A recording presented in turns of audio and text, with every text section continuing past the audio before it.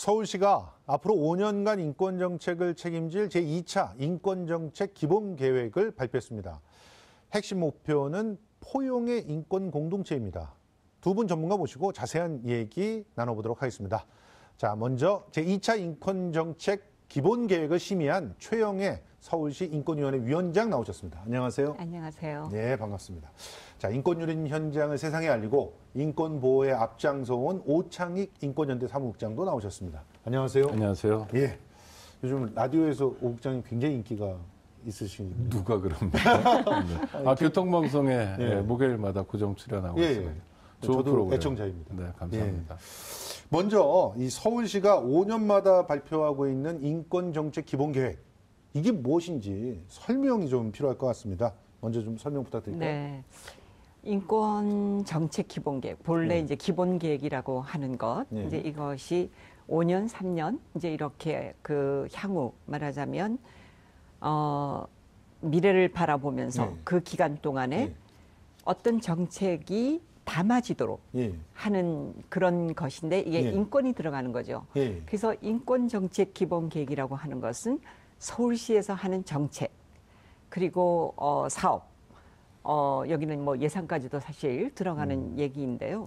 이제 이런 것들을 할 때 인권적인 시민의 인권을 우선적으로 두는, 그리고 또 어떠한 정책이 인권에 어떠한 영향을 미칠 것인지 이런 것들을 구체적으로 담을 수 있도록 그것을 만든 것, 이것이 인권 기본계획이라고 하시면 될 것 같습니다. 우리가 그래픽을 보면서 한번 얘기를 나눠보시면 훨씬 더 쉽게 이해하실 수 있을 것 같은데, 제2차 인권정책 기본계획은 저렇게 4개의 영역에서 37개 추진과제와 100개 세부사업으로 이렇게 수렴이 됩니다. 그래서 생활인권의 사각지대를 해소하고 또 인권 친화적 도시공간을 조성하고 또 차이, 존중의 인권문화를 확산한다. 여기에 이제 세칭 민감한 사회적 소수자의 혐오 문제, 이 부분이 담겨져 있고요. 인권제도 및 협치를 강화하겠다. 이런 기본계획 안에 37개 추진과제가 있는 건데요. 지금 2013년에도 그 1차 기본계획이 있었잖아요. 그래서 이제 인권정책의 기반을 마련했다. 이렇게 평가를 받고 있는데 1차 계획과 좀 차이가 있는 점, 뭐 진일보된 점, 이런 점이 어떤 게 있나요? 1차 기본계획이 2013년에 이제 만들어졌었는데요. 그때는 말하자면 시정, 정책에서의 인권적 가치, 인권적 관점, 이런 것으로 어떻게 이제 정책이 만들어져야 되고, 그 결과가 인권에 미치는 영향, 이제 이런 것들을 감안한 뭐 기반을 닦는 이제 이런 거였다고 한다면, 2차 기본 계획은 이러한 기반 위에서 정말 세밀하게 그 인권이 일상 속에서 이루어지는 이러한 인권에 대한 세밀한 감수성으로 정책을 만들어내는 것, 이제 이런 것들이 확장되는, 그리고 생활 속에서의 인권, 이것을 기본적으로 놓고 가는 이제 이런 것이, 예전에는 시스템적인 것을 만드는 1차가 그랬다면 2차는 이것을 심화시키고 그리고 시민들의 일상적 삶 속에서의 인권이 뿌리내리게 하는, 그리고 이것은 시정뿐만이 아니고요.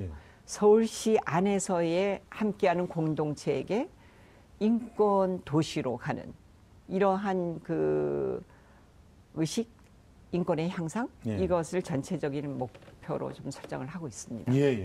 오 국장님이 보시기에 이번 인권정책 기본계획에서 눈에 띄는 점, 언급하실 만한 점 어떤 게 있습니까? 일단 인권정책 기본계획은 건물 질 때 설계도 같은 거라고 보시면 됩니다. 인권이라는 게 굉장히 폭넓은 주제거든요. 시민의 삶 전반과 관련된 거여서 서울시가 시민들의 인권을 잘 지켜주겠다라고 말하는 것만으로 너무 부족하고요. 구체적으로 어떻게 할 건지 청사진을 그린 건데 그런 의미에서 2013년에 이어서 두 번째로 나왔다는 건 굉장히 의미 있는 일이고요. 기본계획을 마련했다는 것 자체가 이제 환영할 만한 일이고, 구체적인 내용은 사실 너무 방대합니다. 이게 페이지로 200페이지가 넘거든요. 아하, 예. 그리고 아주 그 세부적인 건 또 포함시키지 않았는데도 그 정도 됩니다. 그러니까 예.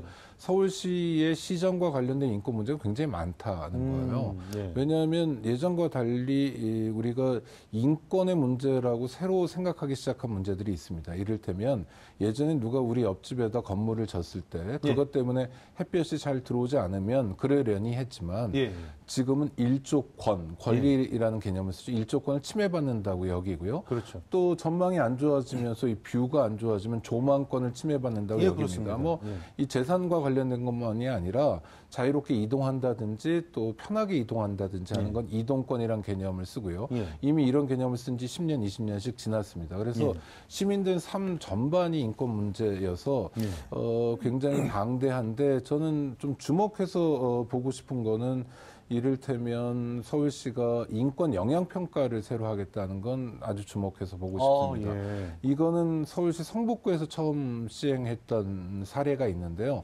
환경 영향평가 아시죠? 그럼요. 네, 그러니까 어떤 건물을 짓거나 뭐 4대강 사업 이런 걸 하면 그것이 환경에 미치는 영향이 어떠한가. 환경에 굉장히 심각한 영향을 미치면 아무리 좋은 사업이어도 중단해야 되는 거고 또 점검해야 되는 건데 환경을 기준으로 해서 사업을 들여다보는 건 우리 사회가 좀 해왔지만 인권을 기준으로 해서는 들여다보지 않아 왔거든요. 그걸 한번 이번에 시범적으로 해보겠다는 겁니다. 몇 개 사업 좀 해보고 그 다음에 확대하겠다는 건데 이를테면 이런 겁니다. 서울시 성북구의 사례가 이런 건데요.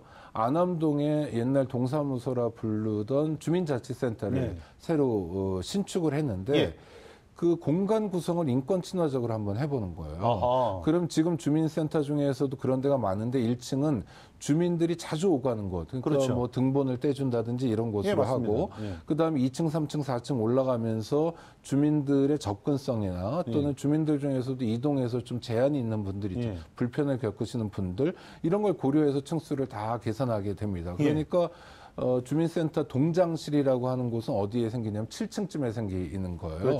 또는 뭐 지하로 내려가게도 되고 왜냐하면 주민들의 공간이기 때문에 그러니까 하나의 공간을 재배치한다고 해도 그 전에 다른 가치가 우리가 시정에서 중요했다면 이를테면 효율성이나 뭐 이런 걸 중요시했다면 이제는 인권의 기준으로 보자는 거고 서울시가 이걸 하겠다고 말하기 시작한 건 굉장히 주목할 만한 일이고 이 사업을 통해서 서울시 곳곳이 바뀌지 않을까 하는 기대도 해봅니다. 알겠습니다. 뭐 환경 영향 평가 있다고 해서 또 환경 파괴가 사라지는 건 아니니까 또 우리가 냉정한 게 좀 들여다볼 건 있습니다. 굉장히 많이 바뀌었고요. 또 인식도 바뀌고 구체적인 사업도 못하기도 하고. 자, 일단 구체적인 거 하나씩 살펴보려고 하는데 먼저 시민의 생활인권 사각지대 해소하겠다 이렇게 밝혔는데 어떤 내용인지 간략하게 좀 정리해 주시죠. 사실 그 서울시에는 굉장히 많은 그 다양한 이제 구성원들이 이제 구성되어 있죠. 근데 이 중에서도 우리가 사실은 다 사각지대를 이제 예를 들면 장애, 이주, 뭐 여성 이렇게 해왔지만 그럼에도 불구하고 예를 들면 청소년 알바 문제 같은 거는 노동권 보호라는 측면에서 노동권 보호인데요. 그 연령대가 18세 이제 그 아이들에게는 집중이 되어 있는데 13세에서 18세에 사이. 들어가는 아이들은 얘들이 그냥 무슨 용돈 개념으로 이제 이렇게 한다. 그리고 얘들이 하는 것은 그냥 아주 노동권으로 보는 것이 아니라 일종의 자기의 여가를 위한 뭐 이런 걸로 개념으로 바라봤기 때문에 이 청소년들이 실제로 그러면 자기의 용돈 뭐 핸드폰 값을 내기 위해서 하냐? 그게 아니라 정말 자기 학업과 가정을 위해서 하는 애들도 꽤나 있어요. 그래서 이러한 사각지대, 청소년의 노동권 속에서도 또 사각지대, 이제 이러한 문제들을 들여다보겠다라는 것이고, 그리고 한부모 이제 지원책에서도 사실 미혼모라고 하는 한부모 가족 그 지원책들 속에서도 미혼모는 거기에서 좀 제외되거나 사회적 편견이 아직도 굉장히 강해요. 그렇죠. 이제 이런 것들의 문제를 저희들이 사각지대라고 하는 것은 사각지대 속에서도 또 하나의 사각지대를 이번에 세밀하게 살피겠다. 이제 이런 것입니다. 알겠습니다. 뭐 오 국장님 보시기에 뭐 모자란다고 생각되는 부분들은 그런 얘기도 해야죠. 네. 일단 청소년 알바에 대해서 관심을 갖는 건 굉장히 환영할 만한 일입니다. 그렇습니다. 그러니까 인권이라는 게 좀 더 취약하거나 좀 더 약자를 들여다봐야 되니까. 근데 다만 아쉬운 건 서울시가 청소년 알바와 관련해서 하겠다는 게 두 가지인데요. 하나는 실태 조사하고 또 홍보하겠다는 거예요. 그러니까 아하. 서울시의 규모나 예산 인력을 생각하면 너무 좀 아쉽습니다. 네. 좀 더 적극적인 역할을 할 수 있어야죠. 그러니까 문만 딱 열고 마는군요. 그렇죠. 그렇죠. 아니, 그런데 뭐, 5년 동안, 문을 열었으니까요. 5년 동안은 일단 네. 문을 열고, 문을 여는 건 네. 환영할 만한 네. 일이고, 그러나 5년 계획이니까 좀 더 하셨으면 좋겠다라는 네. 생각은 드는데, 네. 일단 문을 여셨으니까 하실 수 있겠죠. 그러니까 저는 이런 거예요. 서울시 교육청하고 연계해서 중학생 정도 되면 1년에 적어도 한 10시간 정도의 노동교육을 받도록 한다든지, 예, 그런 거를 뭐 서울시가. 이미 서울시 교육청 그 하고는 있는데. 학생인권위원회하고 서울시 인권위원들이 만나서 어떻게 하면 같이 갈까. 이번에 기본계획에서 좀 제가 중요하게 생각하는 거는 기관과 기관이 따로 가는 것들에서 같이 갈 수 있는 거를 엮어보자. 네. 알겠습니다. 근데 두 분이 이렇게 막 토론하는 시간이 아니라서 그런 거. 지금 발표해 주시면은 우리가 그 평가를 하는 시간이죠. 그래서 지금 저 위원장님 말씀처럼 좀 더 전향적으로 가면 좋을 것 같고요. 뭐 상담 같은 경우에도 이제 시에서 한 10명 정도의 인원이 상담을 해준다고 하지만 이게 뭐 9단위로 간다든지 이렇게 해서 좀 더 전향적이었으면 좋겠고, 왜냐하면 우리가 구의역 참사나 제주의 그 프레스의 참변 이런 청소년들이었죠. 고등학교 3학년 알바는 아니었습니다만 노동이 위험한 일도 하는데 위험이 연소화되고 있고 그렇죠. 뭐 이런 상황이 분명히 우리 사회에 존재하기 때문에 우리가 청소년들에게 부끄럽지 않은 나라를 위해서라도 좀 노력해 주셨으면 좋겠고요. 알겠습니다. 그런 의미에서 알바 청소년 문제를 꼽으신 건 굉장히 저는 고맙게 생각합니다. 예. 이번 2차 인권계획에서 인권과 공간을 매칭한 것도 눈에 띄는데요. 일단 인권 친화적인 도시 공간 어떻게 만들어지는 거죠? 좀 전에 이제 오창희 국장님이 얘기하신 것처럼 이 공간이라고 하는 것이 건물을 하나 짓든 아니면 무슨 역사의 어떤 뭐를 하나 짓든 이제 이런 것들이 다 인권적 관점에서 이게 배치가 되도록 이렇게 가겠다는 것이고요. 장애 그리고 외국인 뭐 이런 사람들이 이 공간을 잘 이용할 수 있고 그리고 이것에 참여할 수 있고 지금 이번 2차 기본계획의 가장 중요한 게 포용이라고 하는 이제 전제 속에서 참여하고 누리는 것을 굉장히 중요하게 생각을 하거든요. 그래서 공간이 어느 사람들의 전유물이 아니라 서울 시민 그리고 여기 함께 사는 사람들이 다 같이 누릴 수 있는 공간으로 배치하겠다. 그리고 그런 식으로 이것을 만들어가겠다. 예를 들면 예전에 청계천이 이제 공원을 만들었잖아요. 그럴 때도 사실은 장애 휠체어가 갈 수 없도록 이게 그렇죠. 블럭이라든지 인도가 너무 그랬었거든요. 이제 이게 다시 이제 배치가 된 거예요. 그래서 공간이라고 하는 것이 큰 개념 속에서 이게 저희가 이제 보고 있는 것입니다. 예, 알겠습니다. 지금 일단은 뭐 무장애 공간을 늘리고 그리고 뭐 그 장애인들의 자기 결정권도 지키겠다 이렇게 들어가 있는데 실제로 이런 부분들도 걱정하시는 분들이 있는데요. 지금 일단 장애인들이 시설에 갇혀 있는 경우들이 많았고 또 무장애 공간을 갖다 딱딱 이렇게 좀 눈에 보이게끔 시범적으로 하다 보면은 그 공간만에 딱 가서 이렇게 다른 공간과의 소통을 못하게 되는 경우들도 있었는데 그런 부분들은 이제 좀 사라져야 되겠죠. 서울시 서대문구의 낙산 그 둘레길 같은 걸 만들었는데 그게 한 코스를 도는 게 다 무장애 코스입니다. 휠체어가 100% 갈 수 있거든요. 그렇게 완벽하게 하나의 코스를 무장애로 만든 건 낙산이 처음이었고 이제 그걸 모범으로 해서 따라가야 됩니다. 연결되지 않고 있는 거 당연히 문제고요. 서울시 계획에서도 장애인들을 모셔다가 이제 뭐 투어도 하고 이런 계획도 있습니다만 점검을 하죠. 그래서 아니 실제로 이제 관광도 시켜드리고 이런 계획도 있어요. 그러니까 접근하실 수 있고 기회를 드리는 것도 좋지만 시가 나서지 않더라도 누구나 자유롭게 나올 수 있도록 해줘야 되고요. 또 시청자 여러분 잘 아시겠지만 휠체어 사용 장애인만 편한 게 아니라 어르신들도 편하고 그렇죠. 유모차도 편하고 그렇죠. 뭐 다리가 불편한 사람도 편하고 모든 사람이 편하거든요. 그러니까 서울시가 장애인에게 포커스를 맞추는 순간 시민 전체에게 편한 공간이 될 수 있기 때문에 이런 것도 굉장히 개념을 잘 잡은 거라고 그렇죠. 칭찬하고 싶습니다. 그런데 문제는 이걸 어떻게 실천할 건가 하는 거 하고요. 그리고 또 하나는 이동권과 맞물려서 정말 이동권이라고 하는 부분들이 충분히 지원되지 않는 상태에서 무장애 공간이라고 하는 것이 얼마나 실효성이 있을까 이런 부분들도 좀 궁금하거든요. 그러니까 이제 기존의 건물들도 사실은 이게 리모델링을 할 때는 장애 이용이 가능할 수 있도록 이게 턱이 있으면 안 되고 그렇죠. 무엇을 하도록 꼭 돼 있거든요. 지금도 서울 시내에서도 굉장히 유명한 음식점 근데 여전히 턱이 있어서 들어가지 못하는 음식점들이 많습니다. 아주 많아요. 근데 이게 옛날에 지어진 것이다. 이런 걸로 하는데 사실은 그거는 권유해서 이걸 바꾸도록 하는 것, 새로 만들어지는 것은 절대적으로 그러한 관점에서 가게 하는 것. 그리고 이제 장애 쪽도 시설에 주로 있었는데 1차 기본 계획에서도 탈시설화. 이제 이것을 하나의 어떤 그 모델로 이제 하면서 섞여서 살게 하는 것. 그러니까 분리된 공간에서 그리고 굉장히 집단으로 사는 것에 대한 문제들이 제기가 되면서 이게 모델로 가고 있거든요. 그래서 사실은 이게 돈이 많이 드는 거여서 쉬운 거는 아니지만 그래도 이것을 가겠다라는 것을 2차 기본 계획에도 이제 넣고 이걸 좀 더 확장시키려고 지금 하고 있습니다. 예, 알겠습니다. 지금 시간이 충분하지가 않아가지고 많은 그 얘기들을 갖다 좀 하고 싶지만 일단 다음번 이슈로 좀 넘어가려고 하는데요. 제가 굉장히 관심 있는 부분이라서요. 성소수자 차별금지 내용. 이 부분 때문에 사실은 인권 우리 헌정 만들었다가 또 뭐 보류하고 이런 사고들도 있지 않았습니까?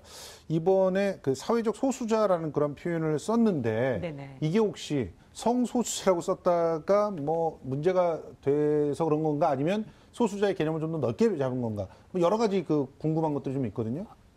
후자입니다. 이게 우리가 성소수자의 문제가 우리 사회에서 굉장히 중요하고 그것이 풀리면 사실 많은 것이 풀어지는 그런 기준이 될 수도 있기는 하지만 사회적 소수자라고 하는 것에는 사실 여성도 있고 장애도 있고 아동도 있고 이주도 있어요. 그렇죠. 이제 이러한 것을 다 같이 우리가 들어가야 되겠다.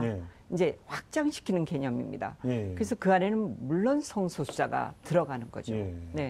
어떻게 보셨습니까? 아니, 저도 처음에는 오해를 했어요. 그 제목만 보고는 큰 제목에서는 사회적 소수자 그래서 시장이나 또 시 인권위원회에서 일하시는 분들이 지난번 사태 때문에 부담 가지셨구나, 피해가는구나라는 생각이 들었는데 그 다음 장 읽어보니까 다 설명이 나오더라고요. 그러니까 일종의 큰 제목을 단 거고요. 지금 위원장님 말씀하신 것처럼 성소수자만 소수자로 존재하는 건 아니고 어린이도 소수자일 수 있고 어르신도 소수자일 수 있는 걸 다 같이 보는 거여서 1차 때보다 좀 폭넓어졌다, 성숙해졌다 이런 느낌이 듭니다. 근데 문제는 그런 분들에 대한 혐오나 편견 이거를 근절시킬 수 있는 구체적인 방안들이 좀 필요하잖아요.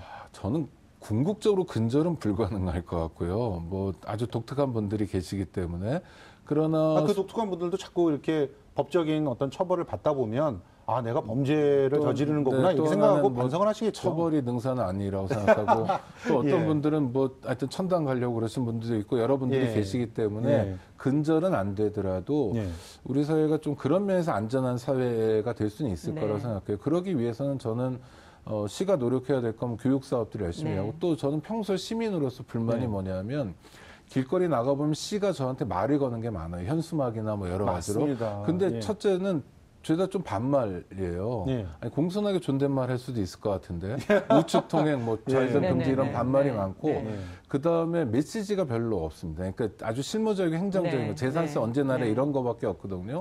근데 프랑스 대혁명 직후에 파리 시장이 된 분이 프랑스 혁명의 3대 정신 있지 않습니까? 자유평등 우애 이거를 곳곳에 이렇게 써놓은 거예요. 그러니까 당신은 자유로운 존재고 또 평등한 존재이고 우리는 우애 있게 살아야 된다. 그러니까 전 서울시도 이런 인권 이슈들을 이를테면 아주 제한된 곳 서울시청 앞에만 할 게 아니라 곳곳에서 이게 인권선언문도 써놓고 헌법도 써놓고 그래서 이게 아주 전반적인 교육 있잖아요. 예. 그러니까 제가 민족중의 역사적 사명을 띠고 태어난 게 아니라 예. 다른 이유에서 존엄한 존재라는 걸 자꾸 일깨워줬으면 좋겠고 예. 길거리에서 인권이 나한테 말을 걸었으면 좋겠어요. 적극적으로 공감합니다. 네, 그런 면에서의 서울시의 역할이 있다면 아주 그 일탈, 그 남을 해치고 공격하고 차별하는 분들도 근절은 안 되겠지만 좀 줄어들 거 아닌가 싶습니다. 그 많은 지자체에서 인권 조례는 막 만들어요. 네, 많이 만들었죠. 그런데 인권 조례와 연관지어서 뭔가 정책을 만든다거나 사업을 하지는 않는 그런 모습.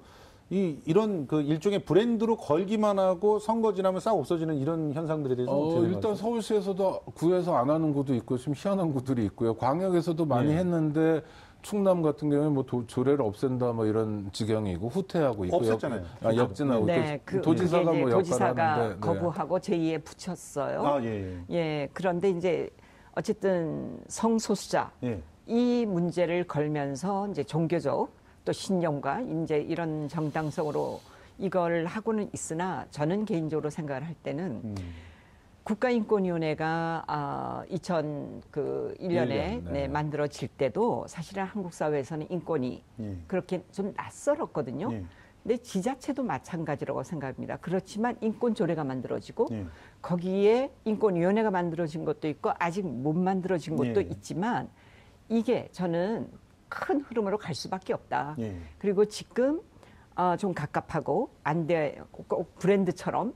그래도 저는 그래도 브랜드로 가는 것도 그걸 내용을 채워가면 되는 거다. 이게 시작이라고 저는 생각을 하고 있습니다. 저는 사실 평창 올림픽에 가서 좀 굉장히 깜짝 놀랄 만한 장면을 봤거든요. 그러니까 아까 말씀하셨던 천당 가려고 하시는 분들이 피켓을 들고 있으면서 아주 그 성소수자 혐오의 발언을 피켓에 담아서 외국인들과 그렇게 줄 서 있는 사람들 앞에서 그거를 들고 다니면서 이렇게 하는 모양을 보면서 참 국격뿐만이 아니라 인권적으로 굉장히 후진적인 나라라고 하는 걸 보여주고 있구나 하는 생각이 들었거든요. 그래서 분명히 강원도에도 인권조례라든가 이런 것들이 만들어진 걸로 알고 있는데 그런 것들이 이런 국가적인 행사를 하면서도 지켜지지 않는 게 아닌가. 지방정부가 무슨 뭐 수사를 하거나 단속을 하거나 할 수 없으니까 여기는 일종의 뭐 계몽적 역할이죠. 근데 다만 저는 서울시가 아직 인권센터가 없죠. 서울시에는. 그래서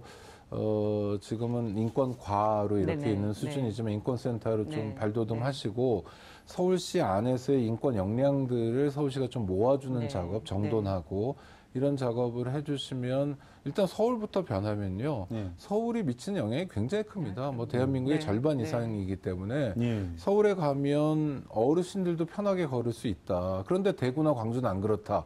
하면 대구나 광주 시민들은 문제가 되는 거잖아요. 서울에 가면 그렇게 차별을 만나기 어렵다. 서울은 정말 인간이 살만한 도시다라는 메시지를 서울이 줄 수 있으면 전 대한민국 전체를 변화시킬 수 있다고 생각합니다. 알겠습니다. 인권 영향 평가 제도에 대한 얘기는 앞에서 좀 잠깐 했지만 인권 영향 평가가 시행되면은 일단 어떤 효과가 있을 거라고 기대를 하십니까? 일단 이제 그 시정에서 어떤 정책을 기한을 할 때요. 이것이 인권적 관점에서 바라보느냐 안 바라보느냐 그다음에 진행 과정 그리고 결과적으로 이것이 인권에게 어떤 영향을 미쳤는가 이제 이런 것을 영향평가가 이번에 처음 이제 도입이 되거든요. 그래서 이게 제대로 작동을 하면 저는 상당한 그 변화가 있을 거라고 생각을 합니다. 이번에 2차 기본계획에서 이제 저희가 또 중요하게 생각하는 게 이 영향평가가 제대로 작동을 할 수 있게 하기 위해서는 각 부서에서 이게 인권인지 아닌지 이제 이런 것을 계속적으로 지적을 이제 말하자면 외부에서 받고 또 이것을 시정하고 이런 툴을 만드는 거거든요. 실제로 근데 이번에 그 시장님이 인권위원회 위원들과 각 부서의 장들과 만나는 인권정책협의회라는 걸 회의라는 걸 만들었어요. 이거는 다른 도시에는 없는 거예요. 그래서 작년에 처음 해봤거든요. 그랬더니 이게 굉장히 효과가 있는 거예요. 그리고 전부 다 자기가 올 때는 자기 거를 막 들여다보고 온 거예요. 그래서 이런 것들이 인권 영향 평가에서도 아마 우리 둘이 그러니까 어떤 거를 먼저 할 건지는 좀 정해야 되는데요. 네. 예, 굉장히 기여할 거라고 생각합니다. 알겠습니다. 최근 우리 사회를 그야말로 근본적으로 바꿔놓고 있는 미투 운동에 네. 대해서 얘기를 안 할 수가 없는데 일단 이 미투 운동은 긍정적으로들 바라보시죠, 두 분. 그런데 설레는 마음으로 봅니다. 예, 그런데 문제는 지금 그 미투 운동에 용기를 내서 폭로한 그 피해자들이 뭐 심하게 2차 피해 공격을 받고 있고 또 일각에서는 뭐 펜스룰이 등장을 해서 남녀 간의 장벽을 쌓고 있는 이런 모습들도 보이거든요. 이런 부분들에 대해서는 어떻게 바라보고 계세요? 뭐 펜스룰 같은 경우는 언론에서 좀 과장하는 것 같은 생각이 들고요. 예. 펜스가 지난번에 평창에 왔다는 거 말고 사실 우리가 잘 모르는 사람인데 그런 룰이 미국에 있었는지는 모르겠고. 미국 부통령이 그 정도 수준이라면 굉장히 미국도 참담한 나라지 아니 미국 않습니까? 대통령도 그런 수준인데요. 예. 하여튼 그렇지만 이제 우리가 생각할 건 조심하는 거죠. 조심은 이런 겁니다. 그러니까 뭐 이를테면 공자님도 그런 말씀 하셔요. 평생에 걸쳐서 닦아야 될 게 뭐냐. 예. 남이 싫어하는 일 하지 마라. 예. 예수님도 그러셔요. 예. 율법과 예언서의 정신이 한마디로 너희가 남에게 바라는 대로 남에게 해줘라. 그렇죠. 근데 이게 참 보편 종교, 뭐 인류의 보편적인 가르침들은 다 비슷해요. 그러니까 남성이어도 위기에서 위에 있다 하더라도 권력을 가지고 있다 하더라도 싫은 건 하지 마라. 그렇죠. 이게 인간으로서의 기본적인 가르침이거든요. 맞습니다. 공자님, 예수님 다 똑같이 부처님도 마찬가지고요. 그래서 그런 근본을 우리가 확인하는 게 되게 중요한 것 같고 그래서 저는 미투 운동이 다른 의미도 있지만 우리 사회를 훨씬 더 인간적인 사회, 성숙한 사회를 이끌어줄 거라고 생각해요. 물론 이거는 피해자들이 저도 뭐 성폭력 사건 물론 우리 위원장님만큼은 아니지만 대리해보거나 그러면 그분들이 아픔을 드러내는 것 자체가 너무 고통스럽고 그렇죠. 그런데도 용기 있게 아픔을 드러냈기 때문에 그런 거 아닙니까? 누구나 그 희생을 근거로 해서 우리 사회가 조금이라도 앞으로 나가고 있는 거여서 그분들께 너무 감사한데 하여튼 미투 운동은 저는 평창 기간에도 불구하고 남북 정상회담 기간에도 불구하고 꺼지지 않았거든요. 앞으로 상당히 오래 갈 거고 또 긍정적인 효과로 작용할 거라고 봅니다.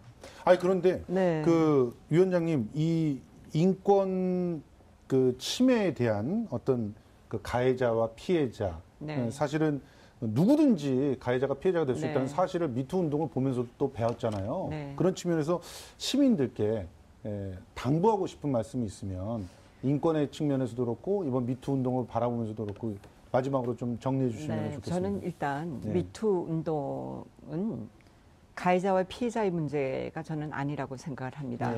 이거는 우리 한국 사회가 오랫동안 묵어왔던 그리고 사실 다 알던 사실들이 지금 나오는 것 그렇죠. 그리고 굉장히 저는 정말 획기적인 우리 한국 사회의 변화가 미투로 인해서 만들어질 거라고 생각을 하고요. 그리고 이것을 바라볼 때 개인적 범죄라기보다는 우리 한국 사회의 성차별적인 그리고 조직에서의 그 권력의 불평등, 그 가부장적 질서, 이제 이런 것들이 사실은 가장 우리 이 미투를 억압했던 그리고 지금 이거 나오는 거를 모두가 함께 이거를 위드유라고 하는 거 있잖아요. 근데 이거는 제3자로 객관화시키는 것이 아니라 사실은 같이 미투예요. 그렇죠. 저는 미투와 위드유는 사실은 같은 얘기이고 나의 문제로 받아들이면서 같이 사회적으로 이게 가장 인권의 기본적인 문제일 뿐만 아니라 우리 한국 사회의 불평등과 차별에 타파에 정말 제일 초석을 깔 알겠습니다. 힘을 받쳐주시기를. 우리 위원장님 말씀은 이제 결과적으로 인권을 강조한다는 것은 모두를 살리는 길이다. 그럼요. 미투로 강조하는 게 모두를 살리는 것처럼 가해자와 피해자를 나누려고 하는 게 아니다. 이런 부분들이 굉장히 마음에 와닿는 것 같습니다. 아무튼 이번 세우게 된 2차 인권 계획이 착착 진행이 돼서 정말 서울시가 모두를 살리는 가장 대표적인 대한민국의 도시로 이렇게 발돋움했으면 좋겠습니다. 지금까지 최영애 서울시 인권위원회 위원장 그리고 오창익 인권연대 사무국장과 함께 얘기 나눠봤습니다. 두 분 고맙습니다. 고맙습니다.